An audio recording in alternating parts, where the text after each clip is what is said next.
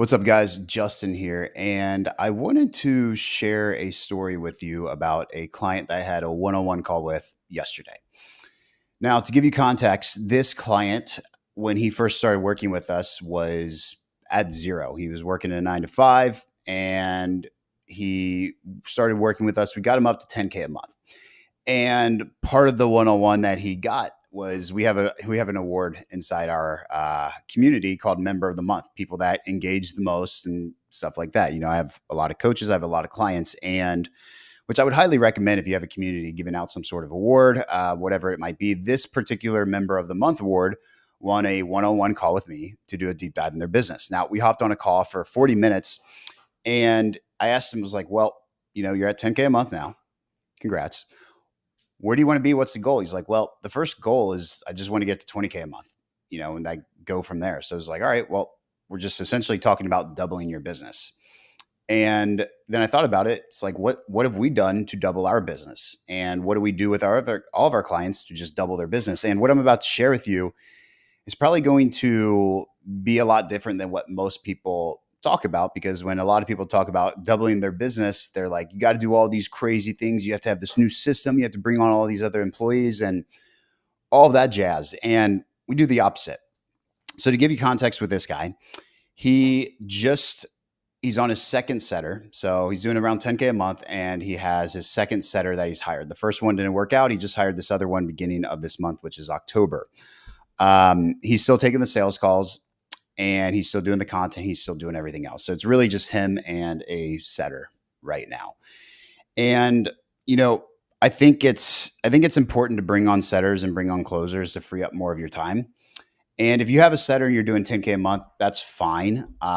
It's just, if you got to determine what season you are in for your business is what I always say. And for him, he's in the cash season. He wants to stack more cash, which most people, when they're around, 10 to less than 100K, it's like, I want to get more 100K a month. They're like, I want to get more cash coming through, which makes sense. You need cash to grow your business. So the first rule of advice whenever you're doing this is you got to understand what season you're in. If you're in the cash season, typically, if you put in more work, you can make more money.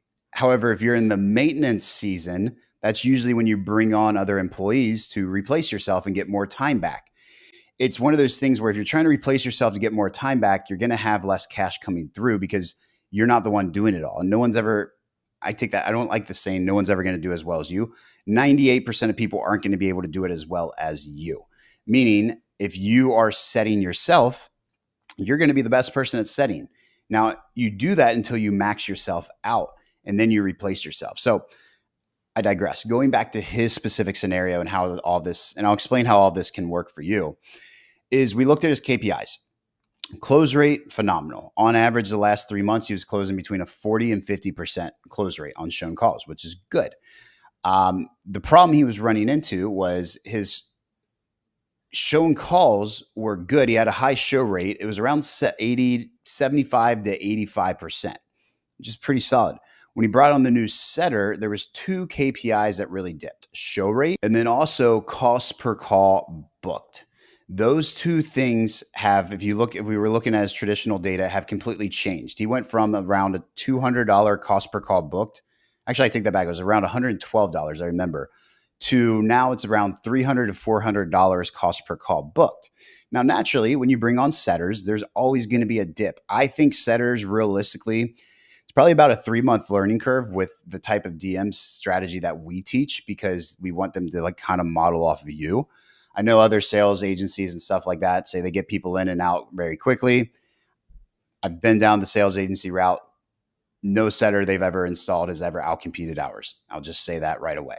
Going back to what I'm talking about, though, with him, the biggest thing was just his call booking. If we can get that back to normal, then the rest of his KPIs are going to go back into play, because, he was booking consistent calls. And then for the first 10, 15 days of October, he only had 5 calls on the counter. So I said, dude, there's one thing you need to do and just have set in stone, regardless of what happens, is what I call having the standard is the standard. You set the standard in your company, and then you let your employees follow. Especially when you're a small person team, you set the standard and you don't move away from the standard. So if your standard is a $200 cost per call booked, we'll just use that as a basic KPI. You make sure every single month that that $200 KPI is booked and hit. If it's $400, it's not the setter's fault, it's your fault. You're a small team at this point. You have the ability, you have the free time to go through there and set some extra appointments if you need to. And this is where a big mistake I see a lot of people make is as they're growing, they give all the responsibility to the person that they're bringing on board, which is probably one of the stupidest things you can do as a CEO. And I've made this mistake too. So I'm not calling anybody stupid. I'm calling myself stupid, if anything, is when you bring on somebody, never give them 100% of anything. Gradually get them into it. And then when they're in KPI, then give them access to the full thing. So what I'm saying with this in simple terms, he brought on a setter, hey, you do everything. You hit KPIs. I'll sit back and close deals. Setter wasn't performing. So he got in, did some setting here and there, but it wasn't really a standard in his company. It's like the standard needs to be X. And no matter what happens, no excuses, we hit X. So the standard needs to be for every $100 we spend on ads, we get a booked appointment. If I'm halfway through the month and my booked appointment cost, my KPI is $100 for booked appointment, but I'm actually at $400, I need to step up and bring that number back down. It's going to show leadership and it's going to show your employee as well that you have a standard. And if they can't hit the standard, you're going to find somebody to replace them, which will get them to work a lot harder. So I told him, it's like, look, man, there's really just one thing you need to do in order to get to 20K a month, because he's stuck at 10K a month. If you can just consistently get your cost per booked appointment below $200, you're going to get there, because then it becomes a numbers game. And I did the math with him looking at his specific numbers of what it takes and how much money he needs to spend on ads. And I think it was something like he needs to spend like $5,000 on ads to make 20 grand. Pretty relatively simple, where you pay $5,000, you make 15K profit. It's a 3X ROAS. How many times are you going to spend that $5,000 on ads? As many times as possible, right? So I told him, it's like, if you can just focus the rest of this month, no matter what you do, of getting that KPI of cost per call booked to 200. And actually, I take that back. It was cost per call shown. It was the same concept, just actually getting calls shown was the issue.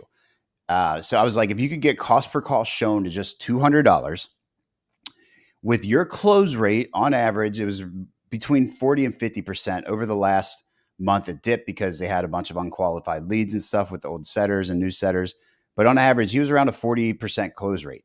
If you can get $200 cost per call showns, and let's just say, for example, if you do some simple math right now, let's say you spend, let's say you spend $5,000 on ads, right? $5,000 divided by 200 is 25 sales calls. So if you get 25 sales calls shown and you get 40% of those people to show up, if you close 40% of those, that's 10 closed deals right there. His average product, I think, was like $3,000. So realistically, 10 closed deals, if he did 100% cash collected, which usually doesn't happen, is $30,000 in cash right there. Now, you can reverse engineer the math. I know it looks like I'm spitting numbers out. I have a calculator right here as I'm typing it up, but that's really the name of the game when you're growing a business, is understanding your numbers and figuring out what is that one KPI that I need to focus on for this month to grow my business. And that was one of the things that completely doubled our business. It took my business from 200K a month to 400K a month. It wasn't by doing more. It wasn't by spending more money on ads. It was by looking at the data and saying, what is that one lever I can pull to really exponentially grow my business? And that's what I would challenge you on as you're watching this video. And as you go through the rest of my channel, what is that one lever that if you pull will just double your business or have the biggest impact on your business? So hopefully this video is helpful. If you want to see more about like how our system works and how everything flows together, there's a video in the link to this description that shows my entire process on the front end, A to Z, that you can go and model off yourself so that you can start getting consistent 3 to 5 to 6. I mean, some of our clients, sounds crazy, have over 10x ROAS with ads because of the system that we use. So if you want to look that up and see a little bit more how that works, there's a video down below this that you can just check out. No opt-in required. Go check it out, and I'll see you in the next video.